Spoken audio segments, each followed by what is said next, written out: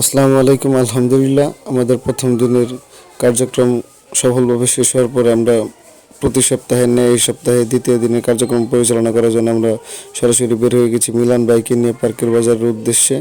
তো সেদিন আমাদের পার্কের বাজারে যেতে একটু দেরি হয়, যে কারণে এই যানজটের ভিতরে পড়ে যাই। প্রথম সপ্তাহে গিয়েছিলাম আমরা ফজরের আজানের পরপর, কিন্তু দ্বিতীয় সপ্তাহে সেই জিনিসটা আমাদের একটু দেরি হয়ে যায়।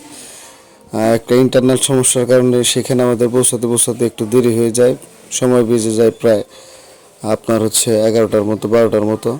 তো শুক্রবারের দিন বেশি সময় না নিয়ে তাড়াতাড়ি আমরা বাজার করে অটো রিক্সাতে উঠিয়ে নিই এবং কি তাড়াতাড়ি রওনা দিয়ে দিই। সেইখান থেকে রওনা দেওয়ার পর আমরা নামাজ পড়ে আমরা সরাসরি চলে যাই আমাদের বিক্রয় কার্যক্রমে।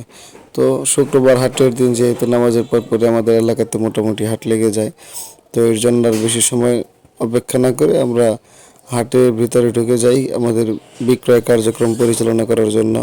তো আমাদের এখানে সার্বিকভাবে সহযোগিতা করেছে আমাদের এলাকার স্থানীয় অনেক ভাইয়েরা। তাদের সহযোগিতায় তাদের বিভিন্ন কার্যক্রমে আমরা আমাদের যে ইচ্ছা ছিল সেটা পরিচালনা করতে পারছি। ধন্যবাদ জানাই মিলন ভাইকে, ধন্যবাদ জানাই ফারুক ভাইকে। তারা আমাদেরকে বিভিন্নভাবে বিভিন্ন সময়ে সময় দিয়ে সাহায্য করেছে।